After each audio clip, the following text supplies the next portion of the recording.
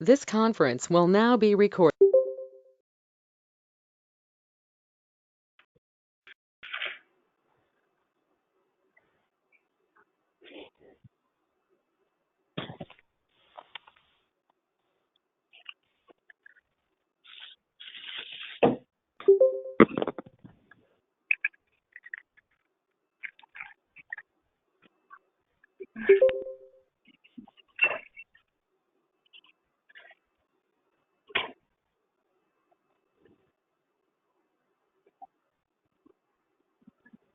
Good morning, everyone. We'll wait another minute or two and then get started.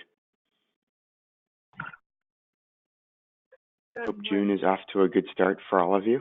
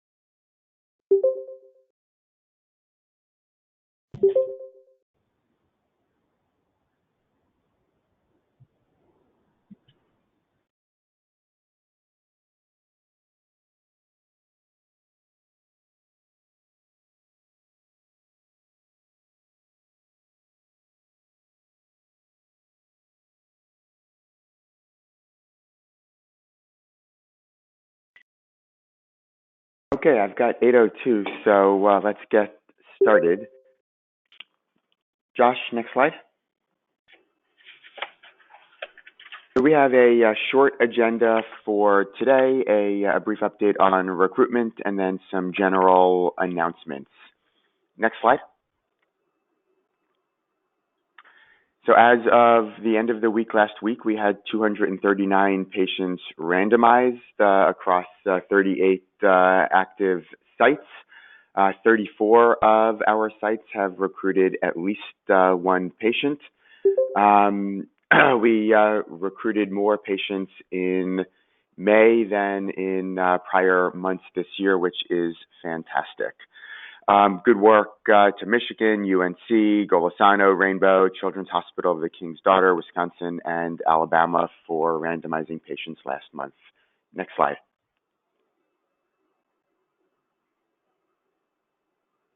And here is our recruitment by site as we show every month. And just worth a special shout out to the Children's Hospital of the King's Daughter, who is just one patient away from reaching a new benchmark of 20 randomized patients. Next slide. And my only quick announcement is that of the name change of our specialty pharmacy. Effective next month, the McKesson Specialty Pharmacy is becoming RX Crossroads by McKesson. Apparently in the corporate world, there's all kinds of mergers and acquisitions and name changes. Fortunately for us, the pharmacy staff and pharmacy location and pharmacy processes and all of that will remain exactly unchanged, and that is great because it really is a high-touch, high-service pharmacy, and we're glad that will remain intact. We may have to change a couple of logos and names on some of the patient-facing materials as this transition happens, and so we will send you new and updated materials as the time comes a little bit closer. And I think that is all of my slides, so I will pass the baton over to Anne, who can take us through the rest of our updates. Anne? Good morning. So, as many of you know, we are now in our second month of the deviation logs, the electronic deviation logs. So, ensure that these are now standard. The email with a link will go out on the first day of every month. So, you received it in May, you received it again on June 1st. And this will go, you'll receive this whether you're on vacation or out of the office. It will be like clockwork. So when you receive it on the first of the month, this is for you to enter any deviations that occurred for the month prior. So for the June 1st link, we're asking you to enter any of the May deviations that happened. Next slide. Okay, please do not ignore this email. You must respond to it every single month. So it's either yes, and you'll enter your deviations, or no, to indicate that you are kind of certifying that no, you have not recognized any deviations for the prior month. So we must have a response to this. Next slide. Okay, your source document is now this new paper log. This is the only one that you should be using. Do not use any of your older logs, any of the ones that were on SharePoint. We're going to be taking those off and PDFing them, putting them back on so that you can have those as a record, but we don't want you to be inputting those anymore. And the REDCap survey itself cannot be your source document. You must be using both the paper document and the REDCap electronic document. But this paper one is your source document. Please use it. Next slide. Okay, and then some of different things that Janine wanted to have passed along is that we ask that you please read and understand all the SOPs that were sent out on May 4th. You're going to have the explanation about the deviations, the violations, and the CAPA process. If you don't have these, please contact us. We will send them out again, but they were sent out at the beginning of May. And do know that although the electronic surveys are monthly, the source deviation log is immediate. So as soon as you find or discover a deviation, you want to make sure that you write that down on your source document. The electronic document is just to enter in anything that you have already written down on your paper source document. So the surveys are emailed on the 1st of each month. They must be completed by the 15th. You're going to receive reminders every few days until you complete that survey. And as usual, if you have any thoughts, questions, issues, problems, contact Janine or myself with any questions you have. And it's Mike. Can I ask a general hypothetical question? Of course. So let's just assume that our site, I'm meeting with my coordinator tomorrow, and we realize a deviation that happened back in December of 2018. What do I do about that? When do I record it? Where do I record it? It happened way back last December. Does that matter? It does not. You'll record that on your the new paper log that you discovered it, or you're recording it on this day. It happened or it occurred back in December, so you'll have that date, and you'll be entering that retroactively into the electronic survey at the first of the next month. So the dates don't really matter. We want to make sure that we are collecting these, and it's a matter of anything that you find, even if it goes back, years, you're going to be using this new process. The old deviations from a while back, because I'm just noticing them now, I put them on the new deviation log, the source document, as soon as I realized that the deviation occurred. And then at the next month, I will enter that into the REDCap survey. That's correct. Thanks. Does anyone else have any questions about the deviation process now?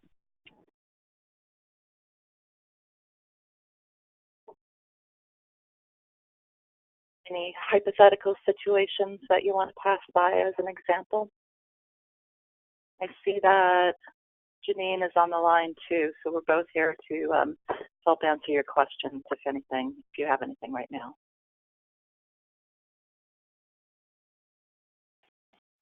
Okay, let's go on to the next slide then. Okay, we've had a number of questions about who is eligible to continue on for their third year. So these are the very first thing you have to think about is if the person is still on study medication. So the only eligible people are ones that are on study medication, have not yet met an outcome, because typically if you meet an outcome, then you're stopping study medication and you're just continuing follow-up. This is also applies to any patients that have stopped the study medication for non-medical reasons. They are also not eligible to continue for the third year. So again, only people who are on study medication are going to go forward. And when to reconsent, you're going to do this on visit 9, hopefully, so that you have plenty of time to prepare. If not, you can do it by visit 10. And the window is going to be opened so that you can re-upload the new consent during visits 9 or visit 10. Next slide. Okay, we've had a number of questions about the contract amendments. So Cincinnati is working on these, and hopefully they will be getting out soon. The good news is that site payments are going to increase by about 14%. This is payable retroactive to beginning of study. So say visit 1 increases by $50 or so. You are going to be getting this that goes back to your very first patient who attended visit 1. So all of these payments are going to be retroactive. There's going to be a lump sum bonus for this prior work, and any future payments will be at the higher rate. And then also these revised contracts will also include the payments for visits occurring in the third year. And these are set up to be very similar to the ones that are paid out in year 2. So year 2 and year 3 are going to be very alike, and then we're increasing them by about 14% so that you'll have some more money to work with. Next slide. Okay, now this is a section here that I'm calling the monitoring corner.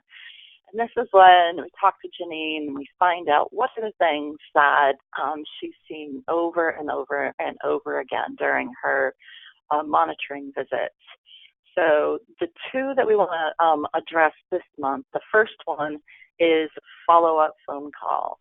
So you're going to find this on page 22 of your protocol, and this says that following each shipment, someone, a physician, nurse, or study coordinator, will contact the patient or parent to ensure they receive the drug kit in good condition, to review all the dosing instructions, and answer any questions. Must record the date the patient began the study will also be recorded. So if a follow-up phone call was missed, the minor deviation that must be reported. So remember, this phone call is necessary for every drug shipment that goes out. The next slide, please. We have some visuals for you. So you're going to find this in your electronic database under the follow-up contact. And make sure, as I just said, that it needs to be done for every drug shipment. You should be getting an email from the pharmacy each time your patient receives a drug shipment. You can also be checking the pharmacy shipment report that will outline when these are being shipped to your patients as well. So please make sure that you are doing this phone call every time. You're also going to be down at the bottom there, it says date of planned first dose of the current shipment. So if you can enter that information, and you're also checking for any adverse events. And these AEs will be added in to the list if they are reporting everything. This is a great time and a necessary time just to be touching base with your patients, making sure that everything is okay, that they're on track, that they don't have any concerns, and that everything has been received. So we're finding that a lot of sites didn't realize that this phone call needed to be made, and there's been a lot of catch up that needs to be done. So we want to make sure that everyone is doing this. The next slide is our next piece that we're having issues with. Ann? Yep. If I could just interject for a sec in terms of the follow-up pharmacy shipment calls.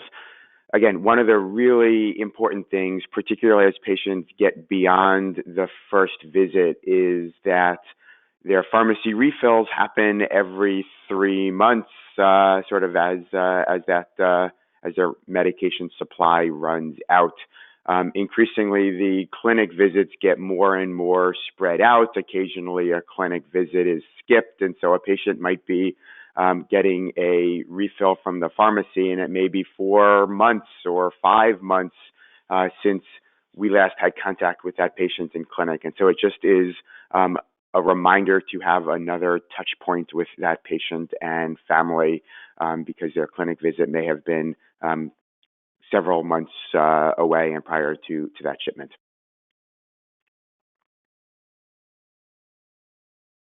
Go ahead, Ann. Absolutely. Yep. So the next slide here is about the return of the study medication. So we've also had some reports that some sites didn't realize that they should be doing this or checking on it and or filling in the electronic database. So again, from the protocol, you're going to be finding this on page 22. And again, so Janine is using the protocol as her Bible, as we all should. So if it's in the protocol and it says that we have to be doing something, then we need to be doing it. And if it's not being done, then that's considered a deviation from what is written in the protocol. So the big thing here is that any unused study medication will be returned to the clinical site and given to the study team at the next regularly scheduled visit or upon completion of the treatment phase of the trial. So we know that there are, it's very common for parents to forget to bring in their extras or it's not done. Please try and get it done every visit. If not, have it then bring in the next visit. It'll be really hard to do this at the very end of the trial after 2 years, 3 years of trying to reconcile the medication. So please try to get it in. You can use this as a reminder. If you call them for a visit, clinic visit reminder, just remind them to bring in their study medication, send an email to them, whatever you need to do. But then you'll need to document compliance by counting the quantity of the tablets unused when the bottles were returned. And please make sure that these are all documented in the case report form. So if we go to the next slide, we're going to see where you're going to be putting this in. So again, we have a special tab just for the study medication return. You should be recording this, again, for every drug shipment. Sometimes you'll need to combine a couple, and that's fine. And then you'll just put in either there were no tablets were returned, or if there are tablets returned, just go ahead and enter in the number of tablets and how you disposed of them. So again, super easy, should only take a minute or two for you to complete, but it is something that many sites are missing or were unaware that it needed to be done. So please make sure that this is done going forward. And Janine, did you have anything else that you wanted to mention about these two items? No, and that was great, very thorough. I would just say that a minor deviation would be that you don't document the return of drugs between each study visit. But we get to the end of the study or the end of the patient's taking drug, and you don't have any medications to return. That's not a minor deviation. So don't let that happen to you. Document at every visit. If they have not returned drug, document that, document why. And as Ann covered very nicely, your life will be much easier on the other end when you're trying to get it studied to reconcile drugs. So that's my only comment, is that it gets to be much more serious if we get to the end and you don't have any return drug from any of your patients. That's a problem.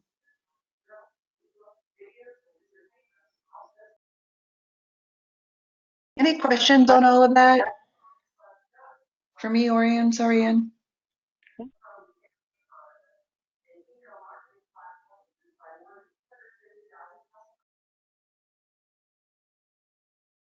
Okay, again, just feel free to call us or email us if there's anything that you want to talk about. Next slide. Okay, this is the question section. And again, our reminder of who's who. Feel free to reach out and call us with whatever you need.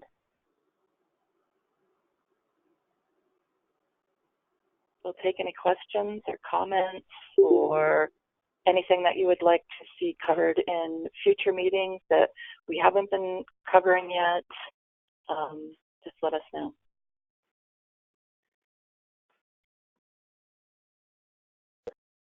What a luxury of having a few minutes at the end.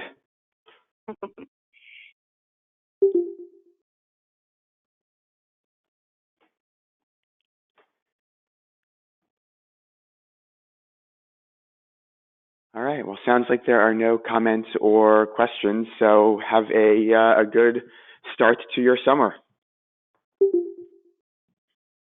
Goodbye, everyone. Thanks. Goodbye. Thanks.